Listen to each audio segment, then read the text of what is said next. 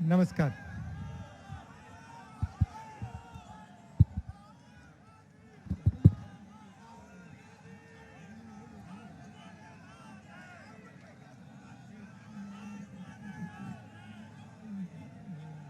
केसी वेणुगोपाल जी, JP Agarwal जी, कमलनाथ जी, दिग्विजय सिंह जी, जीतू पटवारी जी और stage पे Congress party के सब वरिष्ठ नेता, कांग्रेस पार्टी के प्यारे कार्यकर्ता, दूसरे तरीके से कहता हूं, कांग्रेस पार्टी के प्यारे बब्बर शेर और शेरनिया, भाइयों और बहनों, इंदौर के युवा, इंदौर की जनता और प्रेस के हमारे मित्रों, आप सबका आज यहां बहुत बहुत स्वागत, नमस्कार। आज प्रेस को इस साइड लगा रखा है, नमस्कार।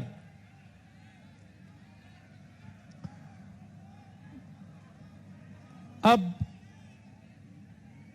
तकरीबन 80 दिन हो रहे हैं कि हम इस भारत जोड़ो यात्रा पर कन्याकुमारी से कश्मीर की यात्रा पर 3600 3700 किलोमीटर की यात्रा पर चल रहे हैं। जैसे इंदौर ने आज दिखाया, हम इस यात्रा पर अकेले नहीं चल रहे हैं, 100 यात्री नहीं चल रहे हैं, कांग्रेस पार्टी नहीं चल रही है, हिंदुस्तान की पूरी जनता इस यात्रा में शामिल है और एक साथ चल रही है।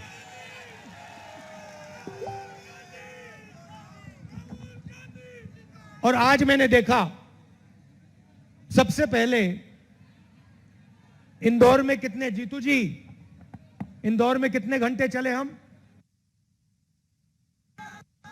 कितने घंटे इंदौर में कितने घंटे चले हम?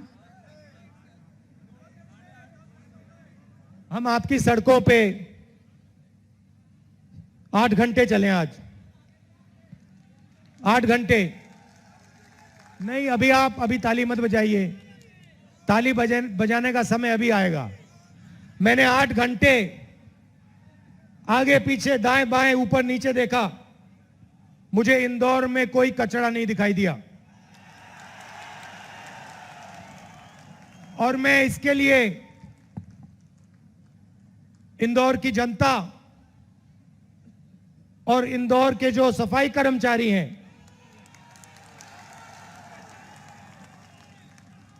उनका दिल से धन्यवाद करना चाहता हूं।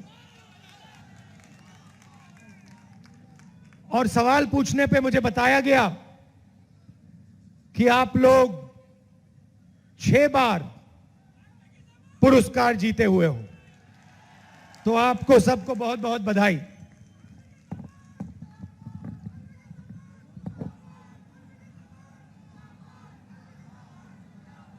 इंदौर न्याय का सेंटर है, यह आपका इतिहास है। और आज मुझे आपने सिर्फ सफाई नहीं, आज आपने मुझे भाईचारा दिखाया। इन सड़कों पर आज हिंदू, मुस्लिम, सिख, ईसाई, बुजुर्ग लोग, हर भाषा बोलने के लोग सब चले हैं। और कहीं मुझे नफरत, कहीं भी मुझे नहीं दिखी। तो एक प्रकार से ये यात्रा आपकी विचारधारा की यात्रा है। भाई और बहनों, ये यात्रा हमने क्यों शुरू की? इसके 2-3 कारण हैं। हमारा लक्ष्य क्या है और हमें ये यात्रा शुरू क्यों करनी पड़ी, ये दो अलग चीजें हैं। पहले मैं आपको बताना चाहता हूं हमें ये यात्रा शुरू करनी क्यों पड़ी।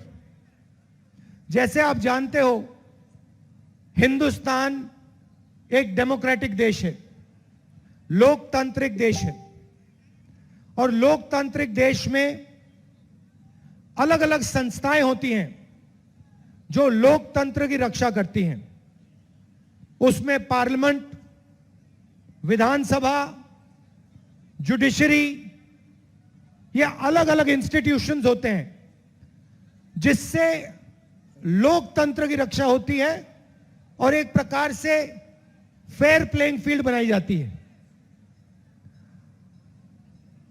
हमने लोकसभा में मैंने और सारे हमारे कांग्रेस पार्टी के एमपीज ने एक बार नहीं अनेक बार मुद्दे उठाने की कोशिश की, चाहे वो किसानों की बात हो, किसानों के कर्जे की माफ हो, कर्जा माफ करने की बात हो, काले कानूनों की बात हो, नोटबंदी, गलत जीएसटी, इन सब चीजों पर हमने लोकसभा, राज्यसभा में आवाज उठाने की कोशिश की। और जब भी हमने उठाने की कोशिश की तो जादू से हमारा माइक ऐसे ऑफ हो जाता है, ऐसे ऑफ हो जाता है।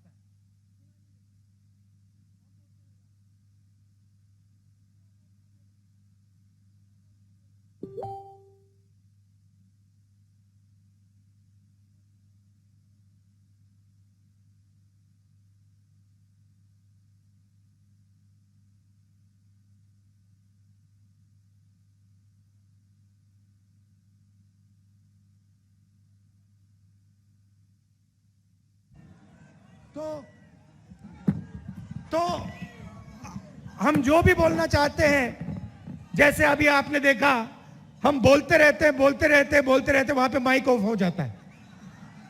तो वहां से हमने कोशिश की, वहां माइक ऑफ हो जाता है। फिर मैंने हमारे प्रेस के मित्रों की बात की, इनके सामने हम बात उठाते हैं, इनसे कहते हैं देखो जनता के मुद्दे उठाओ।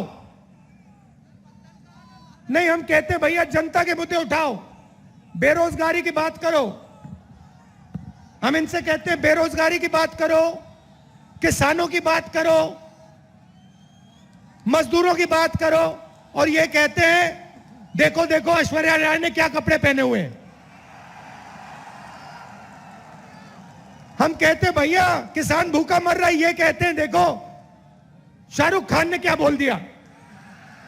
हम कहते हैं भैया कर्जा माफी करनी चाहिए, ये कहते हैं देखो क्रिकेट का कैसा अच्छा मैच हुआ, मजेदार, विराट कोहली ने कैसा चौका मारा।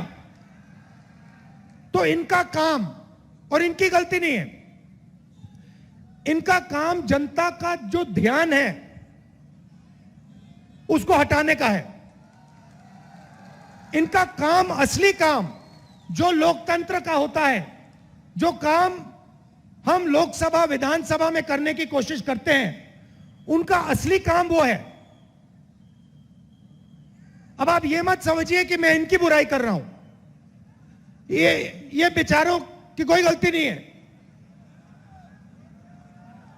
कोई गलती नहीं है। इनके यहां पे पीछे लगाम बांध रखी है। इनको ये देखो, ये मुस्कुरा रहे हैं, इनको बताया जाता है कि भैया देखो भारत जोड़ो यात्रा चली है, इसके बारे में कुछ बोलना नहीं, गलती से भी मत बोल देना। मगर इनकी गलती नहीं है, क्योंकि कंट्रोलर इनके हाथ में नहीं है। जैसे आप रात को आप सोचते हो कि भैया टीवी देखते हो और आप सोचते हो तो हो क्या रहा है, हो क्या रहा है। ये अलग अलग संस्थाएं जो हैं, ये आपकी पूंजी है, ये आपको मुफ्त में नहीं मिली, ये खून पसीने से आपको मिली है। किसने दी? अंबेडकर जी ने दी, महात्मा गांधी जी ने दी, जवाहरलाल नेहरू जी ने दी, मगर उन्होंने अकेले नहीं दी।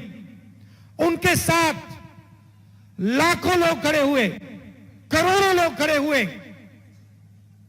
और उन्होंने ये मिलकर इस देश को पूंजी दी है। अब आरएसएस क्या कर रहा है? आरएसएस एक के बाद एक अपने लोगों को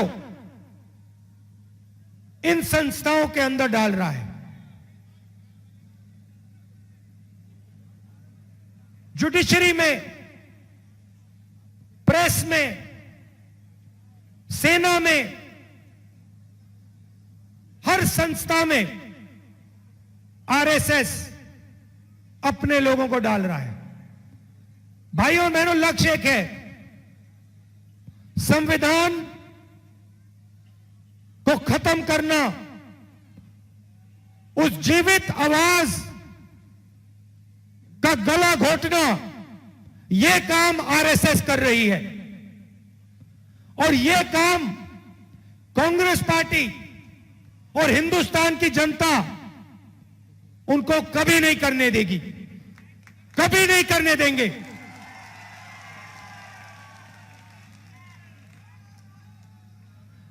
भारत जोड़ो यात्रा का लक्ष्य हिंदुस्तान को जोड़ने का है। आप देखिए, यह भाईचारे का देश है, मोहब्बत का देश है, एकता का देश है। बीजेपी ने, आरएसएस ने इस देश में हिंसा, नफरत और डर फैला रखा है। आप इनकी पॉलिसीज देखिए और हमारी पॉलिसीज देखिए। हमारी पॉलिसी मनरेगा, भोजन का अधिकार, जमीनी अधिकरण बिल, आदिवासी बिल, पैसा, ये सब के सब गरीबों को मदद करने के और देश में भाईचारा और शांति लाने के प्रोग्राम हैं। कमजोर लोगों की मदद करने के प्रोग्राम हैं। अब आप बीजेपी के प्रोग्राम देखिए और मैं आपसे पूछता हूं, इस भीड़ में कोई एक व्यक्ति है जिसको नोटबंदी से फायदा हुआ होगा?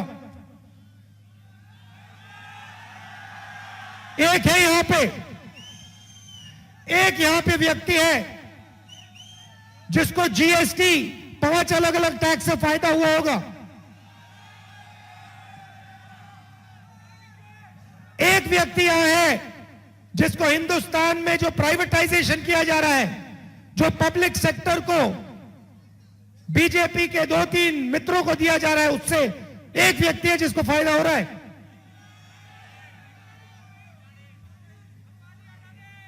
देखो, आप जानते हो किसको फायदा हो रहा है, पूरा देश जानता है। भाई और बहनों, नोटबंदी, गलत जीएसटी, प्राइवेटाइजेशन और कोरोना के समय इन्होंने जो किया, ये पॉलिसियां नहीं हैं, ये हथियार हैं। ये हिंदुस्तान के गरीब लोगों को बेरोजगार बनाने के, डराने के हथियार हैं। आप किसी भी छोटे दुकानदार से पूछ लो, किसी से पूछ लो, कोई भी स्मॉल और मीडियम बिजनेस चलाता हो उससे पूछ लो। आज मैं डेलीगेशन से मिला, मैंने पूछा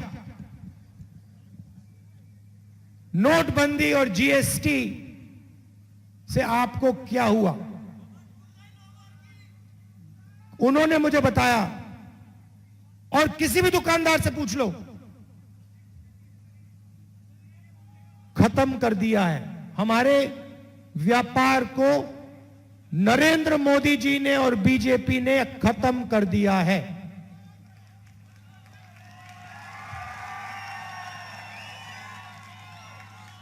मैंने पूछा भाइयों बताओ एक बात, ये जो जीएसटी है, ये जो नोटबंदी है, इसके पीछे किसकी शक्ति है?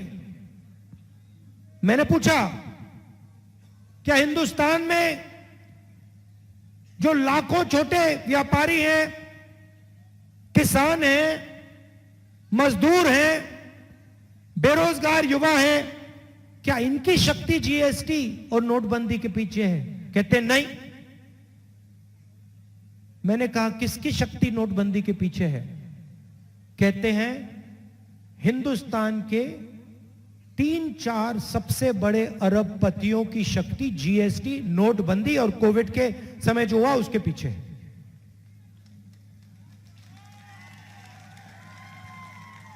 भाइयों और बहनों, बात पहचानिए, आपको भूखा मारा जा रहा है, भूखा मारा जा रहा है। इन सड़कों पे हजारों युवाओं से मैंने बात की है, हजारों से। आपने फोटो देखी होगी, देखिए ना।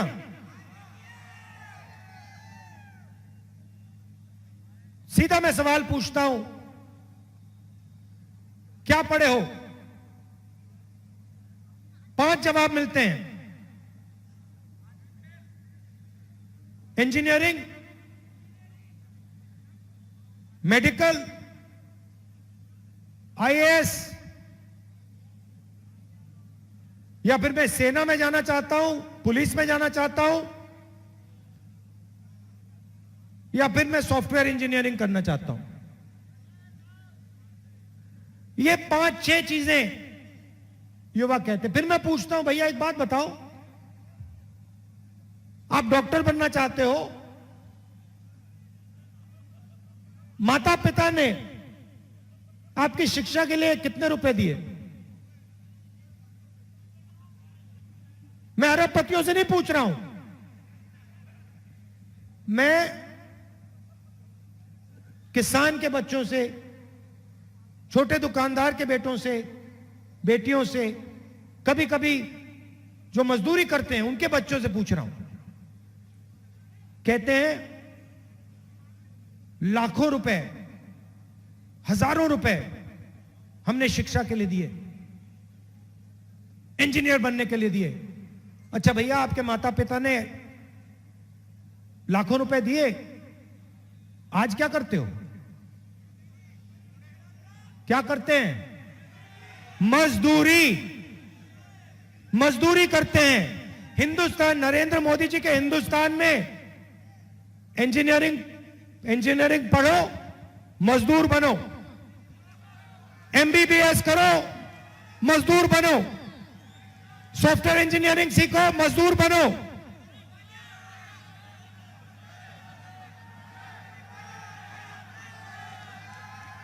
लॉयर बनने की पढ़ाई करो, मजदूर बनो। सेना में जाना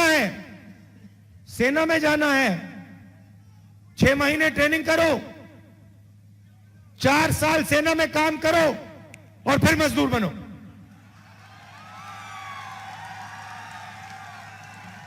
और ये जो अरबपति है, जो भी सपना देखना है देख सकते हैं, जो भी देखना है देख सकते हैं, जो भी मन में आए। उनको टेलीकॉम्स का बिजनेस चाहिए, वो मिल जाएगा, पोर्ट चाहिए वो मिल जाएगा, एयरपोर्ट चाहिए वो मिल जाएगा, सड़क का बिजनेस चाहिए वो मिल जाएगा, अस्पताल चलाना है वो मिल जाएगा, जो भी इनको चाहिए मिल जाएगा। मगर हिंदुस्तान के युवाओं को रोजगार नहीं मिल सकता। नरेंद्र मोदी जी ने झूठ बोला था, कहा था भाइयों और बहनों पकौड़े बनाओ,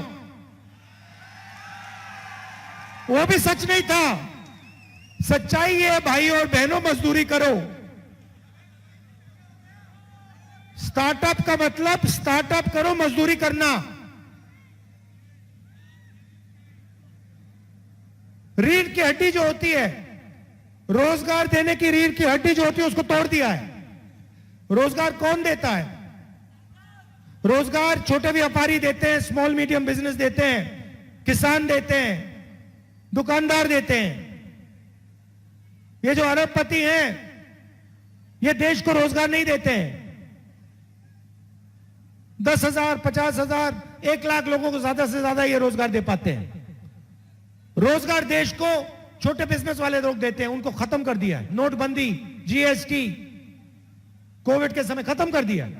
तो रीढ़ की हड्डी जो थी, जो इस देश को रोजगार देती थी, उसको तोड़ा दिया, खत्म कर दिया। यह सच्चाई है। अच्छा, एक तरफ बेरोजगारी, दूसरी तरफ नफरत और हिंसा, डर। और मुझे हमारी माताएं बहनें दिख रही हैं। महंगाई देखो, महंगाई बोला, क्या बोला आपने? बहुत ज्यादा। भैया बहुत ज्यादा जो आपने बोला, यूपीए के समय 400 रुपए का सिलेंडर होता था, आजकल कितने का है? 60 रुपए का पेट्रोल था, आजकल कितने का है? 55 रुपए का डीजल था, आजकल कितने का है? तो ये हो क्यों रहा है? ये हो क्यों रहा है, मैं आपको बताता हूं।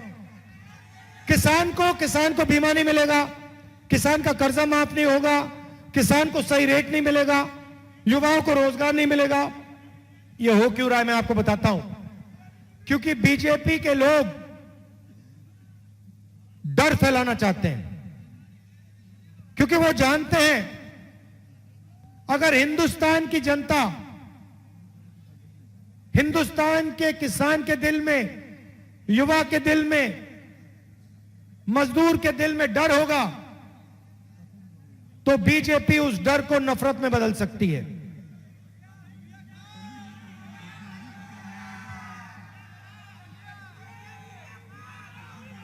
अगर आपके दिल में डर नहीं है, देखो भैया, डर,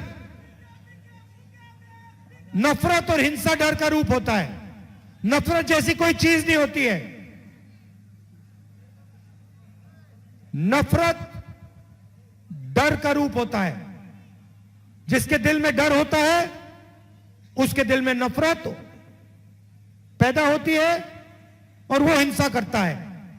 जिसके दिल में डर नहीं होता है, उसके दिल में नफरत पैदा हो ही नहीं सकती और वो नफरत कभी कर ही नहीं सकता। मैं आपको अपना उदाहरण देता हूं। मेरी दादी को 32 गोली लगी थी। 32। मेरे पिता को बम से मारा गया। मेरे खिलाफ हिंसा की गई, भयंकर हिंसा। दादी को मार दिया, पिता को मार दिया। मगर जिस दिन मेरे दिल से डर मिट गया, उस दिन मेरे दिल में सिर्फ मोहब्बत रही है और कुछ नहीं।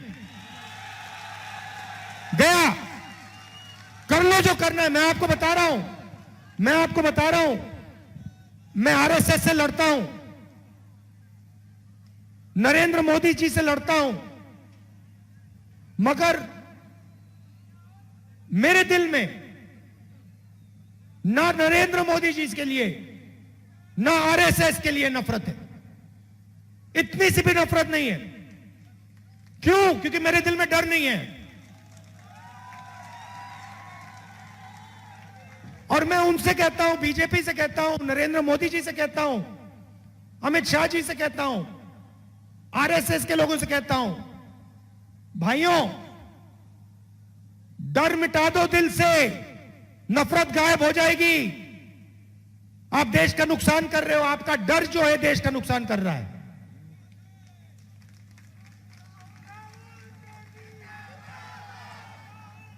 तो इस यात्रा का मैसेज यह है और ये हमारे जो बब्बर शेर आए हैं, बब्बर शेर किसी से डरता नहीं है।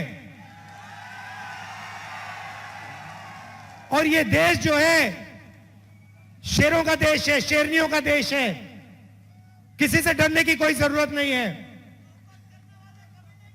मोहब्बत करने वाले कभी नहीं डरते। और सुन लो, डरने वाले कभी मोहब्बत नहीं करते।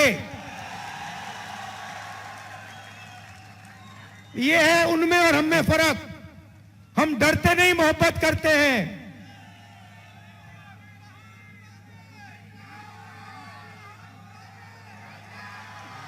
और भाइयों और बहनों, ये मैं नहीं बोल रहा हूं। आप गलतफहमी में मत रहो। मैं नहीं बोल रहा हूं। मैंने अंबेडकर जी की किताब पढ़ी है। मैंने अंबेडकर जी की किताब पढ़ी है और उस किताब में मुझे इतना सा भी डर नहीं दिखा। इतना सा भी डर नहीं दिखा। इसलिए अंबेडकर जी के दिल में नफरत नहीं थी।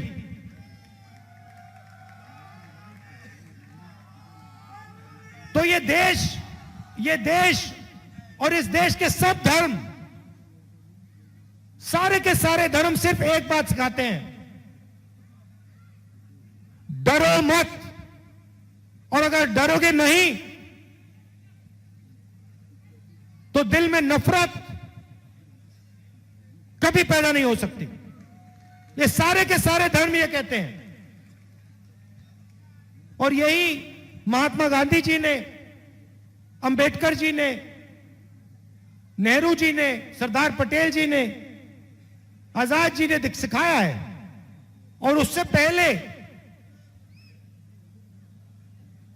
हमारे जो महापुरुष हैं उन्होंने सिखाया है। ये आपका डीएनए है भाइयों और बहनों। और यही यात्रा का मैसेज है। आदिवासियों से मैंने कहा, पिछली मीटिंग में मैंने आदिवासी भाइयों से, बहनों से कहा, देखो, मैंने उनसे कहा कि देखो, तुम आदिवासी हो। और मैंने उनसे पूछा, आदिवासी का मतलब जानते हो? आदिवासी का मतलब जो सबसे पहले था, जो सबसे पहले था। और मैंने आदिवासी भाइयों और बहनों से कहा, देखो, तुम सबसे पहले यहां थे, इसका मतलब तुम हिंदुस्तान के असली मालिक। अब ये देखो, ये आरएसएस के लोग क्या कर रहे हैं। अब ये आरएसएस के लोगों ने नया शब्द निकाला है। हम कहते हैं आदिवासी हिंदुस्तान के असली मालिक, पहले मालिक। बीजेपी कहते हैं वनवासी। वनवासी मतलब तुम्हें जंगल में ही रहना है, जंगल से नहीं निकल सकते। और दूसरी तरफ जंगल को गायब कर रहे हैं। तो 10-15 साल में इनका जंगल भी नहीं बचेगा, रहने की जगह नहीं होगी। इनके बच्चे ना इंजीनियर बन पाएंगे, ना डॉक्टर बन पाएंगे, ना कुछ नहीं। मैं आदिवासियों की बात यहां क्यों उठा रहा हूं? क्योंकि मैं इनका तरीका बता रहा हूं आपको। आदिवासियों से कहते हैं, भाइयों और बहनों, तुम आदिवासी नहीं हो, तुम वनवासी हो। और हमारे प्यारे दलितों से कहते हैं, सबसे पहले क्या करते हैं, मैं दिखाता हूं आपको। ये अंबेडकर जी जो है ना, मैं दिखाता हूं। ये देखो क्या करते हैं।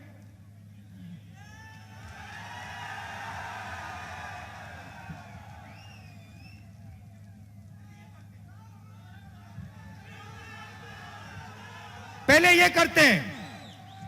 ये करते हैं, अंबेडकर जी के सामने जाकर हाथ जोड़ते हैं। और फिर जिस काम को करने के लिए बाबा साहेब जी ने अपनी जिंदगी दी, जो उनकी पूरी जिंदगी का काम था, संविधान, उसको खत्म करने का काम करते हैं, उसको फाड़ने का काम करते हैं। एक तरफ हाथ जोड़ेंगे और दूसरी तरफ पीछे से चाकू मारेंगे। ये इनका तरीका है। ये अंबेडकर जी का सामने से अपमान कभी नहीं कर पाएंगे, मगर जो इन्होंने अपनी पूरी जिंदगी दी, सामने से हाथ जोड़ेंगे और पीछे से इनका जो काम है उसको रद्द करेंगे। वही चीज गांधी जी के साथ करते हैं। भाइयों और बहनों, एक बात बताओ, गांधी जी ने इस देश को क्या बोला? दो चीजें बोली थी, डरो मत और हिंसा मत करो। सही बात, डरो मत और हिंसा मत करो। आरएसएस के लोग आजकल, पहले नहीं करते थे, पहले हाथ नहीं जोड़ते थे गांधी जी के सामने। पहले गोडसे जो है उनके सामने मतलब हाथ जोड़ते थे। जी गलती से निकल गया। गोडसे के सामने हाथ जोड़ते थे, आज करना पड़ रहा है। तो आज गांधी जी की फोटो के सामने, मूर्ति के सामने हाथ जोड़ते हैं। और फिर गांधी जी ने जिस काम करने के लिए अपनी पूरी जिंदगी दी, अहिंसा, उसको हिंदुस्तान में खत्म करने का काम करते हैं। जहां जाते हैं हिंसा फैलाते हैं। और डर की तो मैंने आपको बात बता दी। गांधी जी ने कहा था डरो मत, सामने से हाथ जोड़ते हैं और 24 घंटा डरते रहते हैं। तो भाइयों और बहनों, किसी से डरना नहीं है, किसी से डरना नहीं है। और अगर आप डरोगे नहीं, मैं आपको गारंटी देता हूं, आपके दिल में नफरत पैदा ही नहीं हो सकती। और अगर आपके दिल में नफरत पैदा नहीं होगी तो हिंसा हिंदुस्तान में दिखाई नहीं देगी कहीं।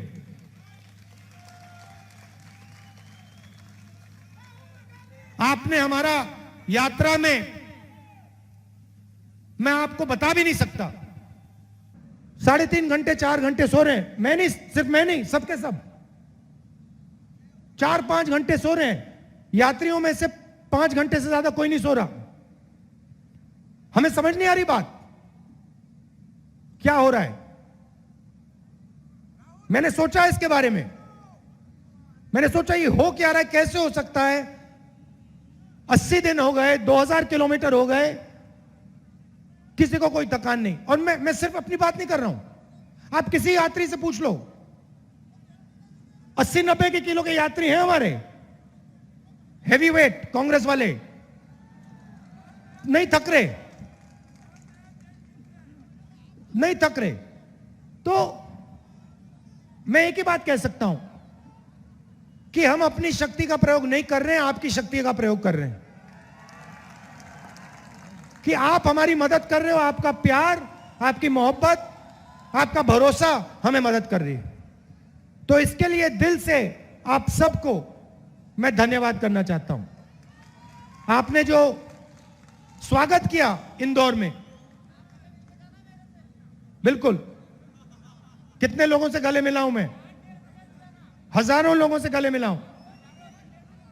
तो इसके लिए आप सबको और इस शहर को बहुत बहुत धन्यवाद। अच्छा, जब मैं चल रहा था, मेरे दिमाग में एक बात आई जो मैं कांग्रेस के नेताओं से कहना चाहता हूं। मैं जब यूनिवर्सिटी में था, मैं यूएस में यूनिवर्सिटी किया, और